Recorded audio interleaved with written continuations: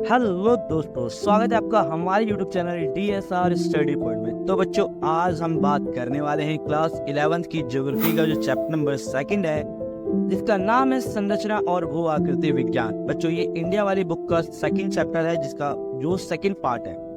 First part मैंने upload कर दिया है, जाकर मेरे YouTube लिंक पे जाके आप वीडियोस को देख सकते हैं। तो आइए शुरू करते हैं। पहले टॉपिक में बात करेंगे, आखिर भारत का ठंडा मरुस्थल किसे कहा जाता है? Ladakh cold desert in India. तो बच्चों, होता क्या है, भारत में ठंडा मरुस्थल कश्मीर हिमालय के उत्तरी पूर्वी जो भाग है, जिसे आप लेह लद्दाख के नाम से भी जाने जाते हो, इसे ठंडा मरुस्थल कहा जाता है भारत का। और यहाँ ठंडा मरुस्थल वृहद हिमालय और काराकोरम श्रेणी के बीच में स्थित है बच्चों। यानी हिमालय और काराकोरम श्रेणी के बीच में स्थित कौन सा है? ठंडा मरुस्थल स्थित है, क्योंकि यहाँ ठंडी ज्यादा पड़ती है। ठीक है बच्चों, आगे बात करते हैं। इस क्षेत्र की 3 प्रमुख श्रेणियां होती हैं बच्चों। पहला है लद्दाख श्रेणी, दूसरा है जास्कर श्रेणी जो आपको चित्र में दिख रहा है, तीसरा है काराकोरम श्रेणी। तो इस क्षेत्र को 3 श्रेणियों में बांटा गया है। बात करते हैं हिमालय पर्वतमाला की पूर्वी पहाड़ियों की विशेषताएं क्या है। जो हिमालय है, हिमालय पर्वतमाला की जो पूर्वी पहाड़ियां हैं, उनकी विशेषताएं क्या है? तो पहला तो याद रखना, हिमालय पर्वत के इस भाग में पहाड़ियों की दिशा उत्तर से दक्षिण है। ठीक है, और ये पहाड़ियां क्या होती है बच्चों? अलग अलग स्थानीय नामों से जानी जाती हैं, जैसे इसे पटकाई बूम भी कहा जाता है, नागा पहाड़ी भी कहा जाता है, मणिपुर पहाड़ियां भी कहा जाता है, मीजो या लुसाई की पहाड़ियों के नाम से भी जाना जाता है हिमालय पर्वतों को। ठीक है, ये नीचे पहाड़ियों का जो क्षेत्र होता है, जहाँ अनेक बहुत सारी जनजातियां रहती हैं और झूमिंग और स्थानांतरित खेती करती हैं। ठीक है बच्चों, झूमिंग करती है मतलब क्या होता है? यानी जब ये बेसिकली क्या होता है, किसी स्थान पर 3 से 5 साल तक खेती करते हैं, फिर इस स्थान को छोड़कर कहीं और चले जाते हैं। इस प्रकार की झूमिंग खेती की जाती है, काफी प्राचीन कृषि है। अब बात करते हैं बच्चों भारत के बारे में। तो आप सभी को पता है, भारत का जो दक्षिणी भाग है, जिसे प्रायद्वीप कहा जाता है, और प्रायद्वीप के एक हिस्सा जो है हमारा अरब सागर द्वीप कहलाता है, दूसरा हिस्सा कहलाता है बंगाल की खाड़ी। तो अरब सागर के बारे में बात करते हैं। तो पहला तो याद रखिएगा, अरब सागर में बहुत छोटे छोटे द्वीप है, जहाँ लोग रह नहीं सकते बच्चों। और अरब सागर के द्वीपों में कोई भी ज्वालामुखी नहीं, एक भी ज्वालामुखी नहीं है। और इसके साथ अरब सागर के जो द्वीप है ना, ठीक है बच्चों, यहाँ 36 द्वीप हैं, और इनमें से 11 द्वीप पे ही मानव रह सकते हैं, बाकी तो नहीं रह सकते।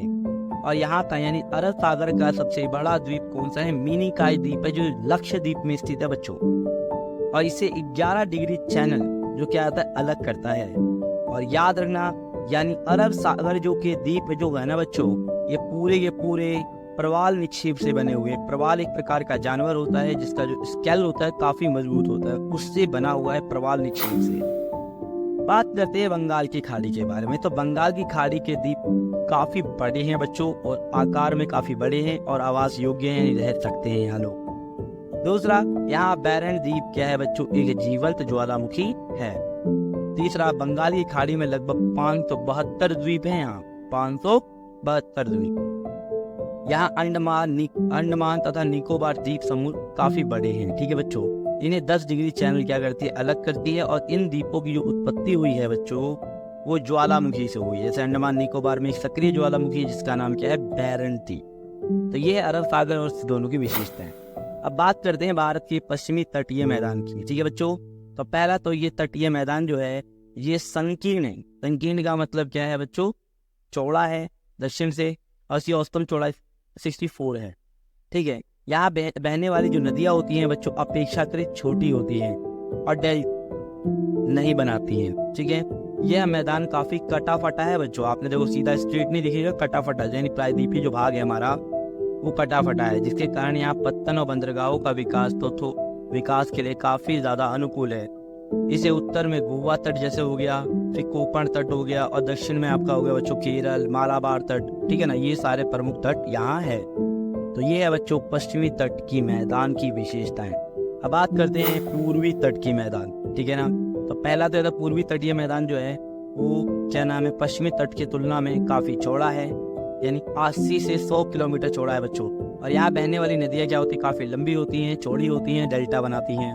और इसमें जैसे महानदी आपने सुना होगा, गोदावरी, कृष्णा, कावेरी, ये सारी की सारी डेल्टा ही बनाती हैं। ठीक है, ये भाग काफी ज्यादा ऊपर उभरा हुआ भाग होने के कारण क्या होता है, पत्तनों का विकास थोड़ा कम है, यहाँ पत्तन थोड़े यानी बंदरगाह थोड़े कम पाए जाते हैं। यह गोदावरी नदी के मुहाने पर उत्तर और उत्तरी सरकार तट और इसके दक्षिण में इसे काराकोरम कोरोमंडल तट भी कहते हैं। ठीक है बच्चों, आपको चित्र में आपने देखा भी होगा। ठीक है, अब बात करते हैं पश्चिमी तट पर कोई डेल्टा क्यों नहीं है, आखिर ऐसा क्या है वहाँ जो पश्चिमी तट पर कोई भी डेल्टा नहीं है ना बच्चों।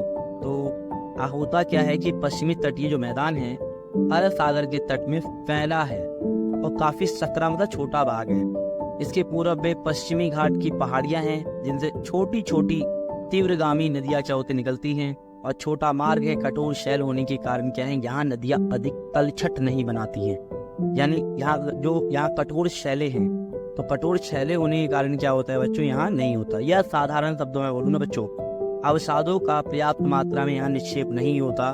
ठीक है ना, यानी जो चट्टाने वट्टाने यहाँ इकट्ठा नहीं होती हैं, जिसके कारण यहाँ कोई डेल्टा नहीं बन पाता है। आगे बात करते हैं, नेक्स्ट बात करते हैं भारतीय मरुस्थल कभी समुद्र का हिस्सा था, इस कथन की पुष्टि कीजिए। कैसे आप कह सकते हो भारतीय मरुस्थल, जैसे राजस्थान वाला भाग, आप कैसे कभी सोच सकते हो कि ये कभी समुद्र का हिस्सा था।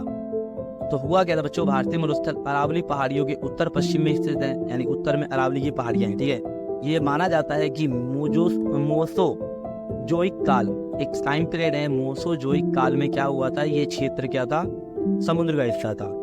ठीक है, इससे निम्नलिखित प्रमाण मिलते हैं, जैसे आकाल में स्थित कास्ट जीवाश्म पार्क पाए गए हैं यहाँ, और जैसलमेर के निकट क्या है, ब्रह्मसार के आसपास समुद्र के काफी ज्यादा हमें फॉसल्स या वो क्या मिले हैं, क्षेत्र मिले हैं। ठीक है, जो ये और सिद्ध करते हैं कहीं ना कहीं भारतीय मरुस्थल समुद्र का हिस्सा था।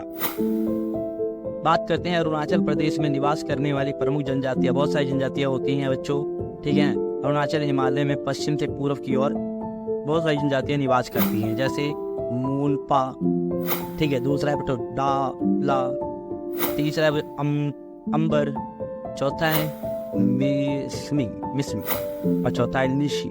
नाम बड़ा अजीब है ना, मुझे भी लग रहे हैं, लेकिन क्या करें, आपको याद करना पड़ेगा। ठीक है ना, बड़ा मुश्किल है पढ़ाई करना, लेकिन मजे मजे में करो, वो सब हो जाएगा। चलो अब बात करते हैं पश्चिमी घाट के जो पहाड़ पर्वत हैं और पूर्वी घाट के पहाड़ पर्वत हैं, इनकी आखिर विशेषताएं क्या है। तो पहला देखते हैं बच्चों पश्चिमी घाट। ठीक है, तो पश्चिमी घाट के उत्तर, जैसा कहते पश्चिमी घाट पर्वत उत्तर में ठीक है ना, महाराज से लेकर दक्षिण में कन्याकुमारी तक अरब सागर के पूर्वी तट के साथ साथ फैला हुआ है। इन्हें महाराज तथा गोवा में सह्याद्री, कर्नाटक, तमिलनाडु में नीलगिरी तथा केरल में जैसे अन्नामलाई और इलायची की पहाड़ियों के नाम से जाना जाता है। ये पश्चिमी घाट के प्रमुख पर्वत है। ये पर्वत बच्चों क्या है, लगातार श्रेणी के रूप में है, और उत्तर में दक्षिण तक 3 दर्रे यहाँ हैं, जैसे थाल घाट, भोर घाट, पाल घाट। ठीक है ना बच्चों, ये काफी प्रमुख क्या है, घाट है। इस पर्वत श्रेणी में क्या होता है, औसतम ऊंचाई जो है कि पर्वतों की औसतम ऊंचाई कितनी होती है बच्चों, 1500 मीटर होती है, और उत्तर से दक्षिण तक की ओर बढ़ती जा रही है। प्रायद्वीपीय पठार की सबसे ऊंची जो चोटी बच्चों याद ना अन्नाई मूड़ी है, जिसकी जो ऊंचाई है वो 2695 मीटर है, जो पश्चिमी घाट की अन्नाई मूड़ी पहाड़ियों में स्थित है। अधिकांश प्रायद्वीपीय नदियां क्या होती हैं, यहीं से निकलती हैं। ठीक है ना, प्रायद्वीपीय जो नदियां उत्पत्ति इसी घाट से होती है, पश्चिमी घाट से। बात करते हैं पूर्वी घाट। तो ये जो दक्कन की जो पूर्वी सीमा पर जो पूर्वी घाट के पर्वत महानदी की घाटी से लेकर दक्षिण में नीलगिरी तक ये फैला हुआ है। और पूर्वी घाट की मुख्य श्रेणियां कौन है, जैसे जवादी पहाड़ियां हो गई, पूलकोडा पहाड़ी हो गई हैं, और आपका नल्लामाला पहाड़ियां हो गई, महेंद्रगिरी की पहाड़ियां हो गई।